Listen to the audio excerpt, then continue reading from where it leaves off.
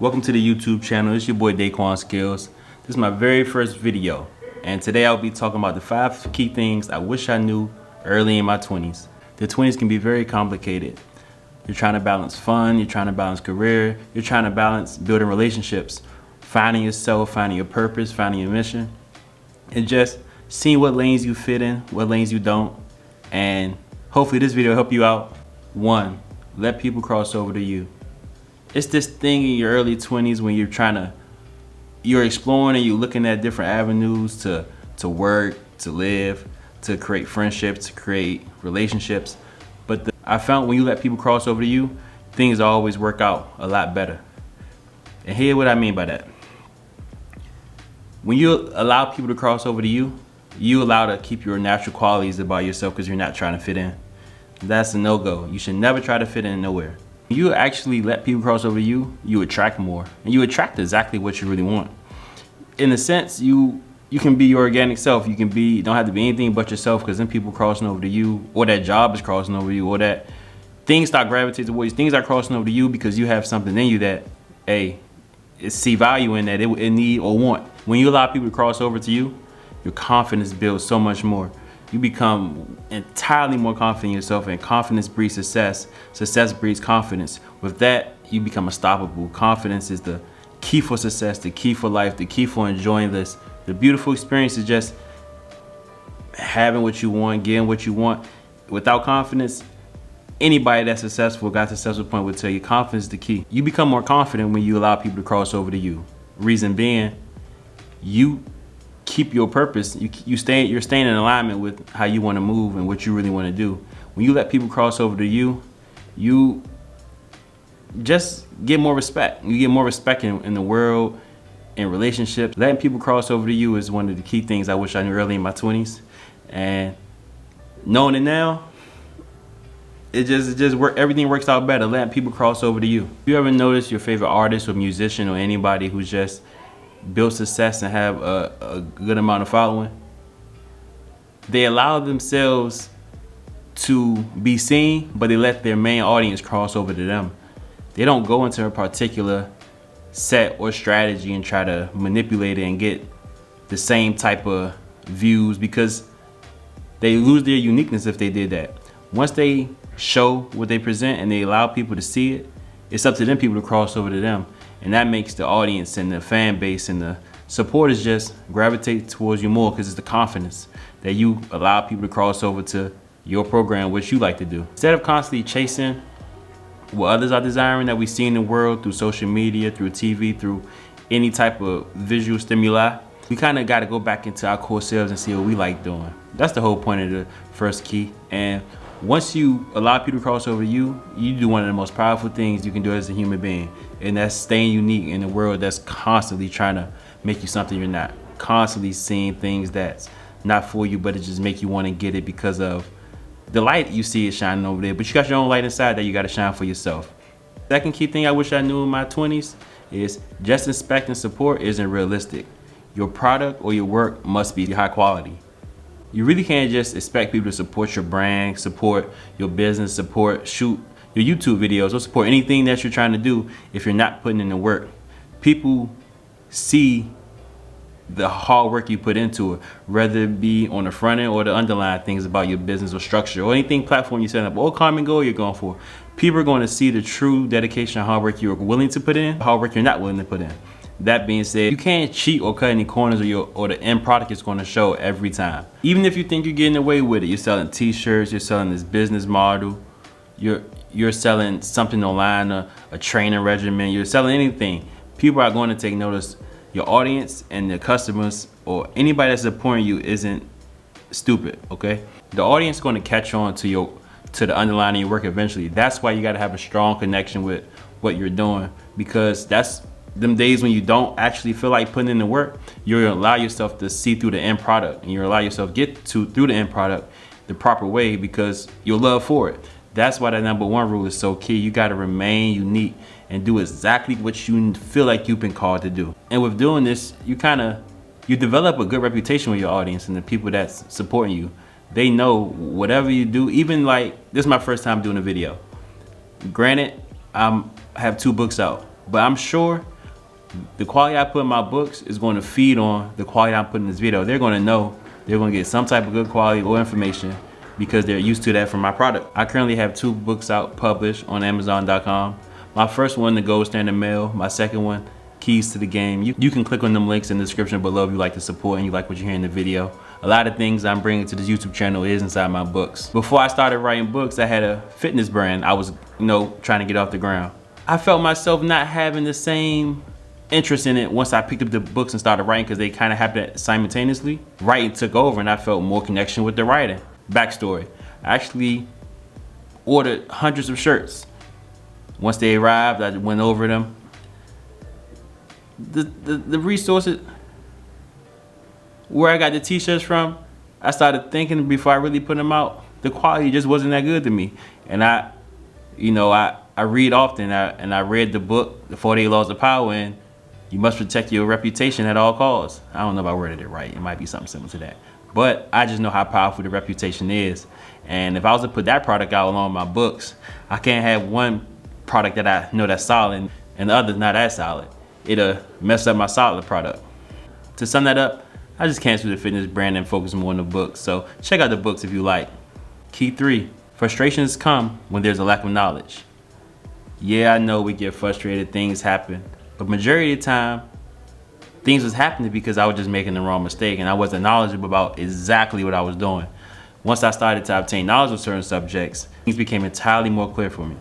The mistakes we're making is just, a lot of times in our early 20s is just because of lack of knowledge, because of knowledge that just wasn't presented to us in our demographic or geographic location where we grew up. Certain things and certain avenues, especially when we're trying to do something that never really happened in our community or no one ever did in our family, or it was just a thing that's not commonly being talked about. Sometimes we kind of just miss out on the knowledge and we kind of fall face first into it and boom, it hit us.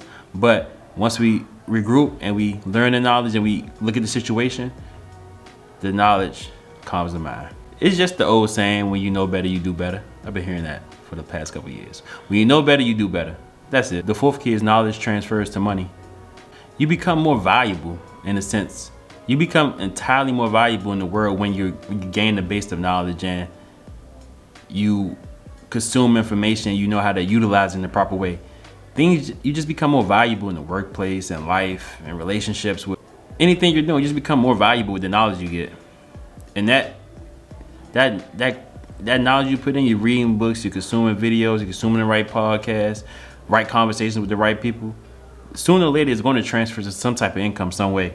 It's like currency. Currency is energy. The energy you put into the conversations, the currency you're putting into investing in yourself and reading and listening to podcasts, listening to audio books, whatever way you consume knowledge, if it's a certain subject you want to learn, that energy you put into it is going to, the currency, the energy is going to pull some type of currency money to you. So knowledge will always transfer into money sooner or later if applied knowledge. If you got to apply it. Even like a trade, like people who have trades have a knowledge base that they use to be valuable to others on a daily basis. This is what their career is made of, just being valuable to others based on knowledge they obtain. They take the knowledge, they transfer it into a career or energy. They offer it to a client or supporter or person, and they give value to that person. In return, they get money or currency. The doctor is valuable to the patient. The mechanic is valuable to the person whose car is broken down or need fixing. The barber is valuable to the person who needs a haircut for that great interview or that screenplay or that photo shoot or just whatever they get a haircut for, just to look presentable. Getting to the money is cool, but getting to the knowledge is going to separate you as you continue to age and grow older. Even if you look at athletics, it's people that's 40, sometimes they can get to 40-year-old, late 30s, and they're not in their prime physically, but they can still earn a contract, still get a spot on the roster based off knowledge that they obtained throughout the years and what they can back to the young players coming in the door as they are on their way out. Be a seeker of knowledge. The 5th key thing I wish I knew early in my 20s, don't be so quick to judge your process. You feel like things are getting the best of you, and time is moving so fast and you're aging so fast and you feel like you're falling behind. Things are evolving. You may see, or what you think you see on social media, people going to new heights, going on this trip or getting this new car. Do not be so quick to judge your process. Do not judge yourself that quickly.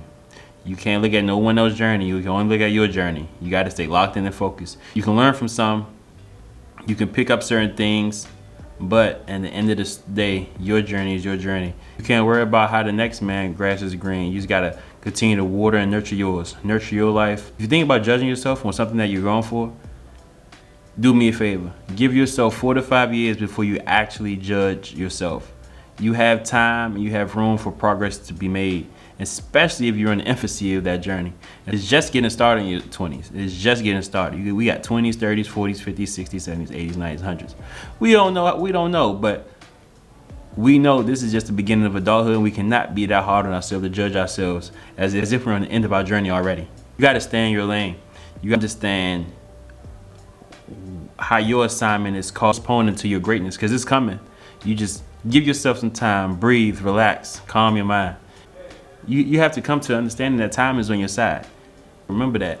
Believe that you're just getting started. Do not be so quick to judge yourself. Never judge yourself to the point you get so down that you cannot complete your daily task. You gotta wait to see how this thing all plays out. And understand everything is a process. Everything takes time. Nothing is going to happen overnight. The elephant and the pig are two different species. The pig has a child within 3 months. It's quick. They're small. They get picked around. The elephant, it takes sometimes up to 2 years just for one elephant to give birth, for the female elephant to give birth to the infant. And when it comes, everybody stops in the jungle. Everybody's in awe. All animals, all people. The incubation process is the longest out of any animal today. And what you have inside of you, people are gonna stop and be all for it. But you gotta wait for it. You gotta prepare for it right now. You just like the elephant, what you got inside of you is huge. It's gonna impact the world. It's gonna help so many people. You're gonna inspire people just because you're inspired. When you walk with it and you in your own purpose and your own unique mission, people are gonna look at you in awe. And they wanna know how you did it. They're gonna brag about knowing you. They're gonna support you. They're gonna be drawn to you. Now some will be intimidated when we know we can't control that. But the elephant moving away like no other animal. What we got inside of us is huge, and we got big things inside of us that we got to pull through the embodiment of our soul, so we can intrude into the world and leave a mark while we're here. If you made it to the end of this video, I greatly appreciate you. My name is Daquan Skills. This is my very first YouTube video. I will be doing more.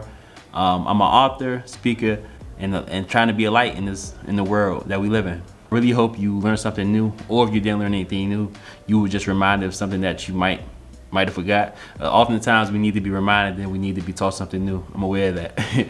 But I really appreciate you. And I have 2 books on Amazon.com right now, The Ghost in the Mail and Keys to the Game. They're in the link below again. I really appreciate you. And for those of us who are willing to stay unique while the world is constantly trying to make us something that we're not, also for us who are willing to put in the work to make sure our product or work has great quality, and being a seeker of knowledge and willing to trust the process and knowing that everything is a process and everything takes time, and what we have in us is huge, but it might take a little longer than the average person or just the average journey or the average story. Greatness awaits.